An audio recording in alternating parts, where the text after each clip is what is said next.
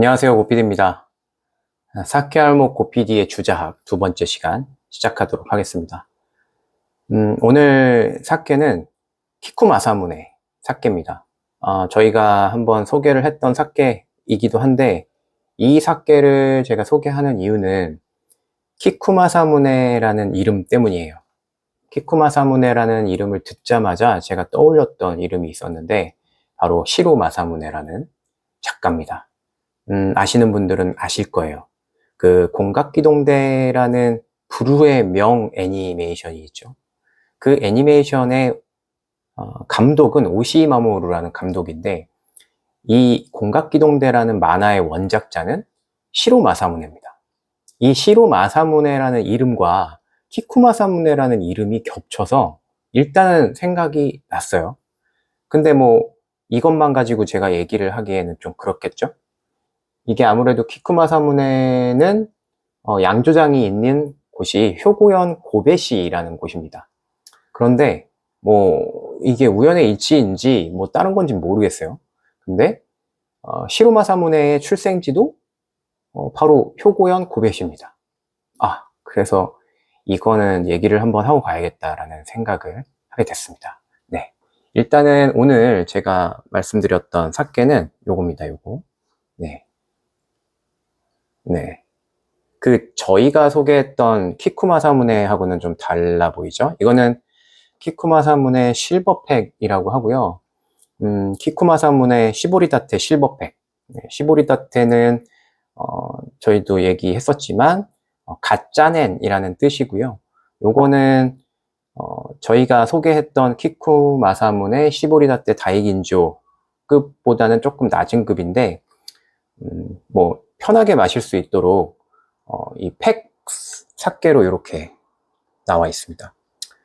사실 요거를 또 하게 된 이유는 주변에서 쉽게 구할 수 있는 사케 중에 하나더라고요. 이 사케는 홈플러스에서 구매했습니다. 뭐 사케를 판매하는 뭐 일반적인 주류샵이죠. 그런 데서도 파는 데들이 좀 있고요. 뭐 이게 사실 굉장히 고급 사케는 아니고 가격도 홈플러스에서 16,900원, 뭐 보통 뭐 18,000원 뭐 이 정도 선에서 구매를 하시더라고요. 그러니까 2만 원이 채 되지 않는 사케입니다. 일단 한잔 하면서 얘기를 해볼까요?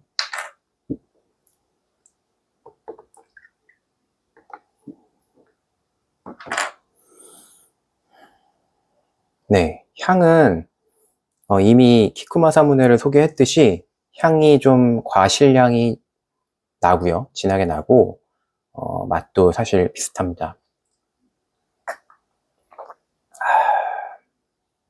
이 정도면 그래도 가격 대비는 괜찮지 않을까. 뭐 그리고 요게 보시면 아시겠지만 결코 작지 않습니다. 이게 몇 미리, 900ml 여기 써 있습니다. 900ml. 네, 900ml가 되기 때문에 충분히 양도 적지 않다. 네, 그리고 오늘 저는 G4를 먹고 있습니다.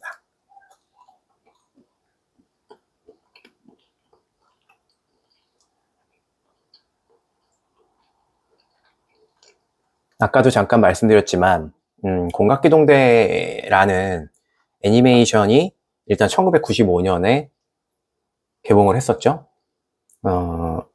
그 이전에 1989년부터 시로 마사무네가 동명의 만화를 연재를 했었습니다. 그 연재를 했던 만화가 있었고 사이버펑크 장르로 굉장히 유명하죠.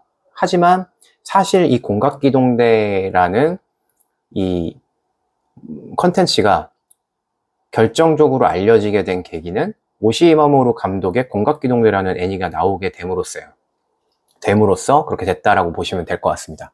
이 공각기동대라는 애니메이션이 1995년에 나왔을 때 제가 알기로는 그 고스트 인 더 쉘이라는 제목으로 나오려고 했으나 공각기동대, 그러니까 고스트 인 더 쉘이 너무 좀 뭐 형이상학적이라는 생각을 했었을까요? 뭐 그래서 공각기동대라는 제목으로 원작이 출시됐다는 걸로 알고 있고, 그리고 오시이 마모루 감독은 사실 원작의 설정만 가져다 썼고 실질적으로는 완전 새로운 창작물을 만들어냈다라고 봐도 과학이 아닐 것 같아요. 물론 이 공각기동대 고스트 인 더 쉘 1995년작 이 애니메이션에 나오는 에피소드들은 대부분 원작 만화에 있는 내용이기는 합니다. 다만 그 원작에 있는 내용을 가져다가 굉장히 뭔가 철학적이면서도 멋지게 그려놨고요. 그 주인공의 그 캐릭터성이라든지 그러니까 성격이라든지 이런 것들도 완전히 다르고 외모도 굉장히 다르게 그려놨어요. 그래서 사실상 새로운 창작물에 가깝다라고 보시는 게 맞을 것 같습니다.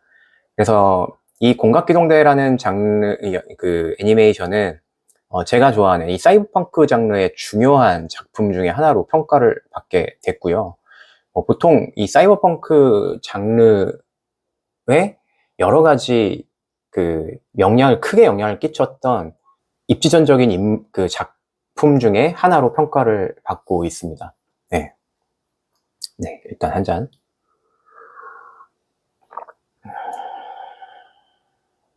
네.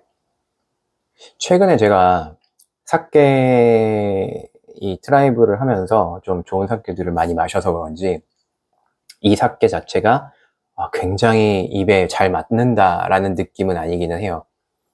하지만 괜찮습니다. 이 정도면. 네, 충분히 혼자 즐길만 하고요.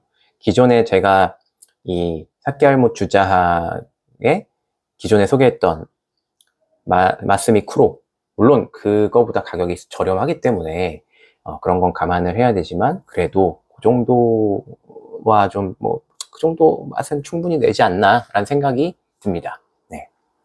계속해서 이야기를 좀 해보자면 저는 사이버펑크 장르를 굉장히 좋아합니다. 사이버펑크라는 건 미래 사회를 그리는데 기술이 극단적으로 발전을 했지만 그로 인해 자본주의나 이런 것들이 이런 것들의 부작용이겠죠.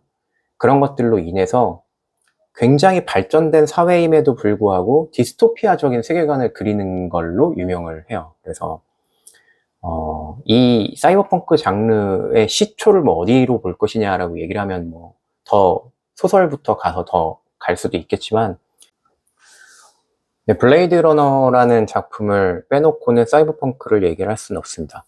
사이버펑크의 거의 시초이자 여러 가지 설정에 거의 기초가 된 영화라고 할 수가 있겠는데요. 1982년에 개봉을 했고요. 리들리 스콧 감독의 작품이죠. SF적인 요소를 그 시대에 이렇게까지 만들 수 있고 상상을 할 수 있느냐라는 거를 생각하면서 지금 다시 봐도 너무나 훌륭한 작품이라고 저는 생각이 들거든요.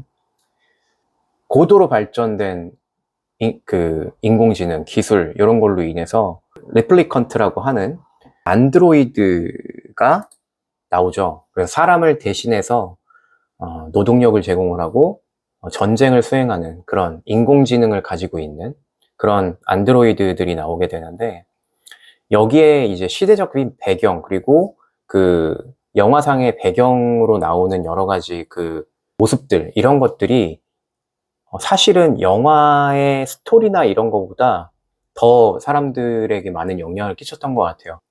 너무 고층 건물들이 많이 들어서 있다 보니까 햇빛이 닿지 않아서 늘 어둡다라든지 그리고 비가 추적추적 내리는데 산성비처럼 이런 것들이 내리고 고층 빌딩에 정말 용적률이 가득 들어차 있는 그런 곳에 살아가는 사람들 무언가 삐까번쩍한 그런 네온 사인들은 넘쳐나는데 행복해 보이지 않는 사람들 무언가 대놓고 나오진 않지만 마약이라든지 이런 것들에 취해 있을 것만 같은 사람들 그리고 안드로이드에 모든 게 의존이 되고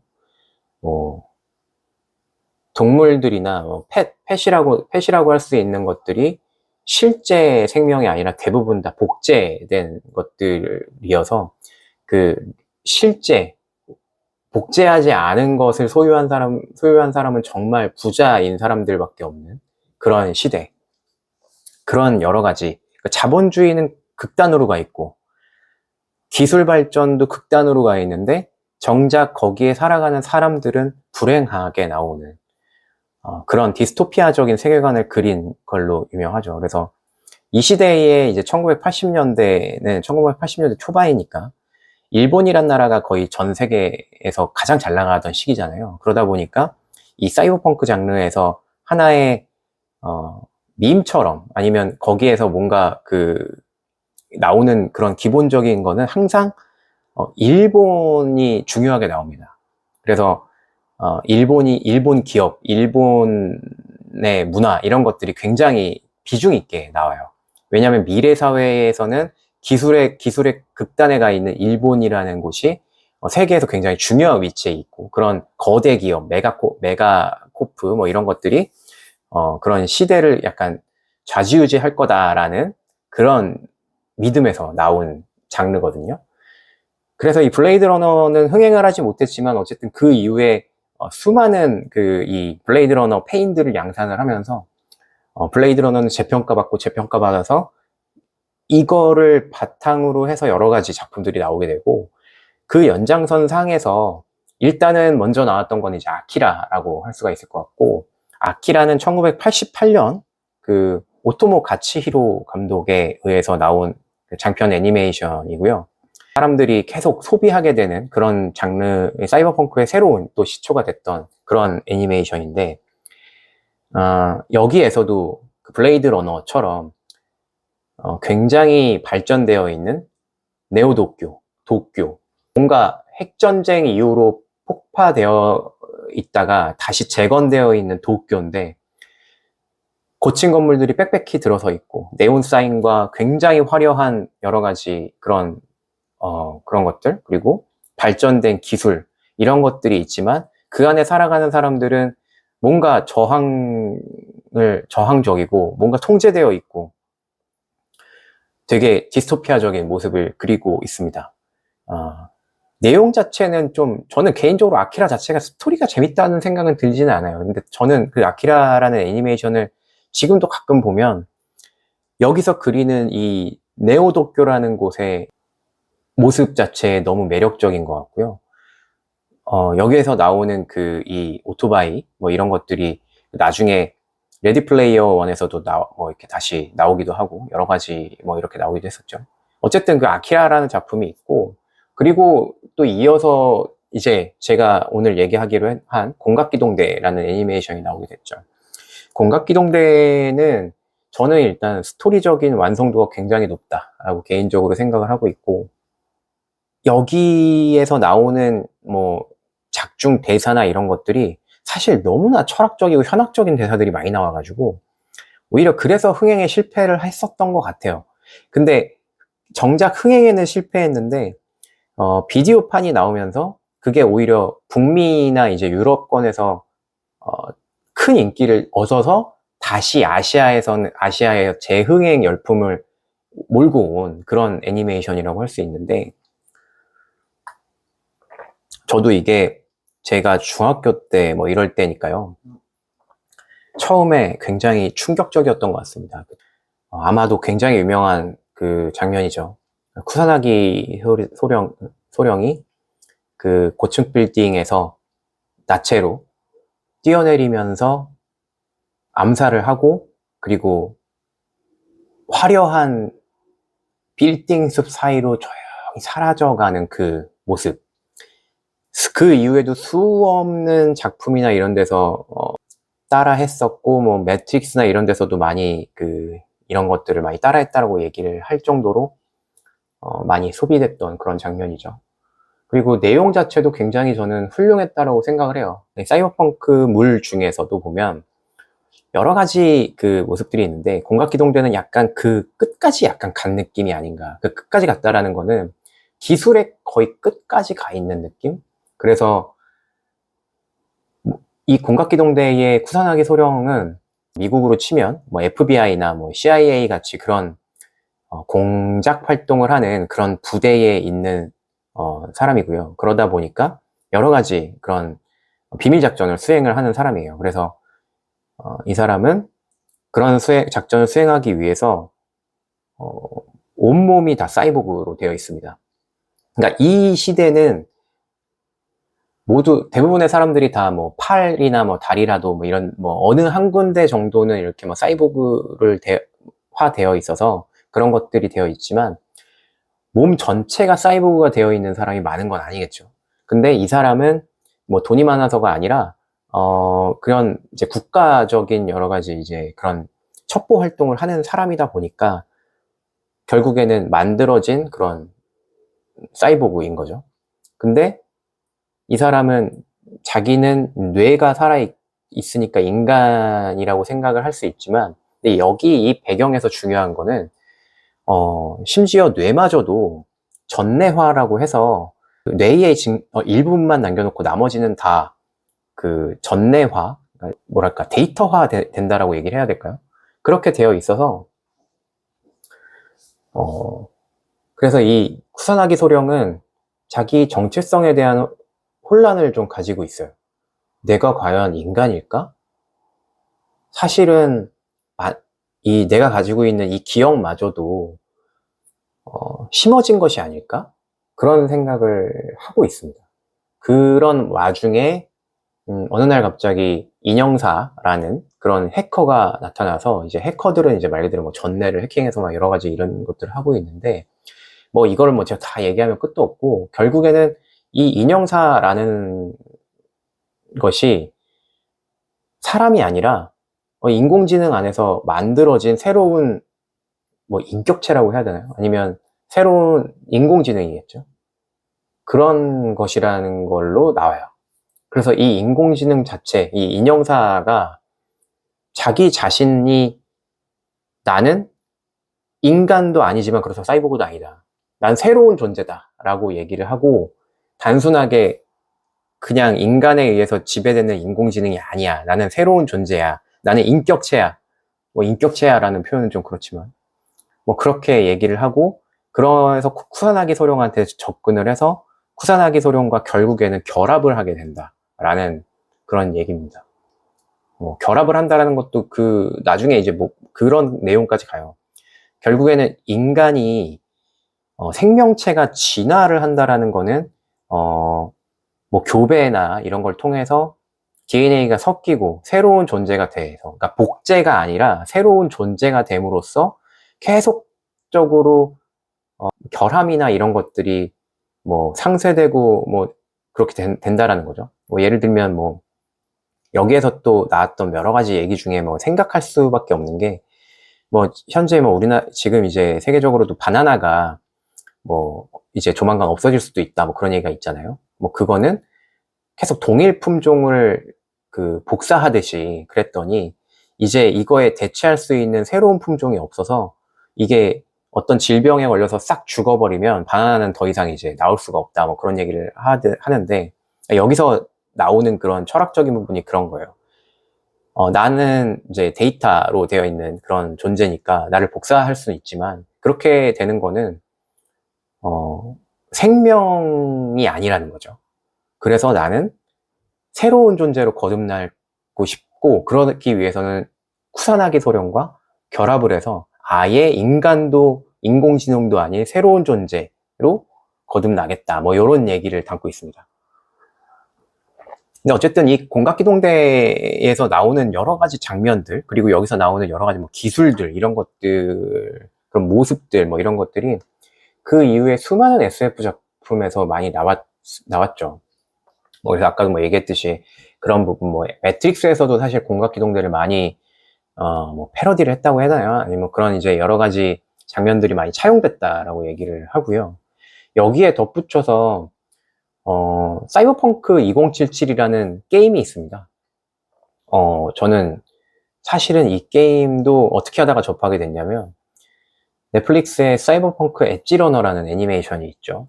그래서 이 엣지러너라는 애니메이션이 나오고 나서 뭐 사실 저는 뭐 아무 지식도 없었고, 뭐 그냥 저는 애니메이션을 워낙 좋아하니까 뭐, 근데 이제 저는 이 그림체, 이게 그랜라간을 그린 그쪽에서 만든 거라 그러던데, 어쨌든 그 그림체를 저는 그렇게 좋아하지 않아요. 그래서 볼 생각이 별로 없었는데 하도 명작 애니메이션이다 뭐 이런 얘기가 많이 나와서 봤는데, 완전 제 스타일인 거죠. 사이버펑크 장르이고, 스토리도 너무 좋았고, 공각기동대와 블레이드 러너 이런 것들을 잇는 그런 배경 설정이나 이런 것들을 굉장히 잘 묘사했다. 이거는 그냥 만든 작품이 아니라 사이버펑크 장르를 깊이 아는 사람이 만든 거다라는 생각을 할 수밖에 없었습니다. 근데 알고 보니까 그 사이버펑크 엣지러너라는 애니메이션이 사실 그거의 원작은 또 사이버펑크 2077이라는 게임이었다라는 걸 알게 됐고, 이 사이버펑크 2077이라는 게임은 그 유명한 CDPR이라는 게임사, 위쳐 시리즈로 유명하죠. 그 게임사에서 만든 게임이라는 걸 알게 됐죠. 그리고 당연히 이제 관심이 있어서 이걸 찾아보다 보니까 CDPR에서 만든 이 사이버펑크 2077이라는 게임이 출시 당시부터 굉장히 핫 이슈였고, 왜냐면 여기서 조니 실버핸드라는 주인공이 나오는데, 조니 실버핸드의 모델링이라고 해야 되나요? 그거를 이제 키아누 리브스로 해서 했거든요. 말 그대로 좀 약간 찰떡인 캐스팅을 한 거죠. 근데 엄청난 홍보를 했음에도 불구하고 나오자마자 엄청난 버그와 함께 이제 환불 사태도 일어나고 여러 가지 이슈가 있었던 게임인데, 그래서 CDPR이라는 회사가 그 위쳐 시리즈로 그렇게 유명했던 회사임에도 불구하고 개욕 먹고 망하네 별 얘기가 다 나왔었는데, 그 이후에 계속 업데이트를 해서 이 엄청난 그 버그를 잡아가는 와중에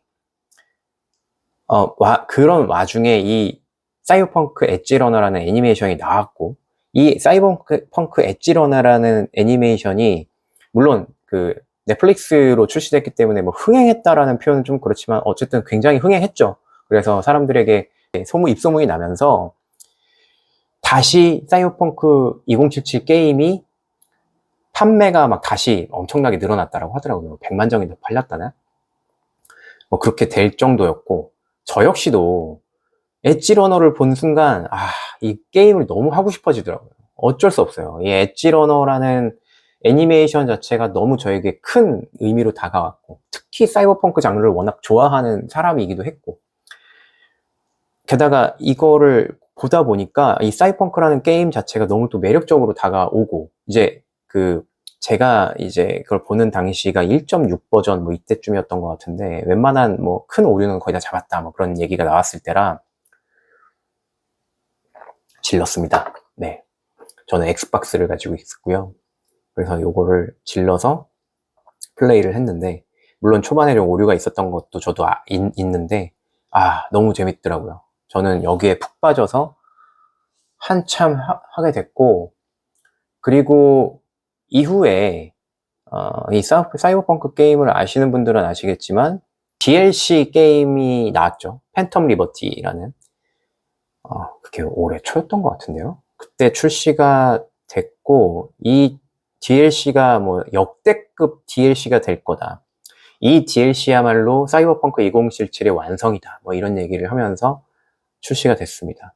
그래서 저는 이것도 역시 즐겼죠.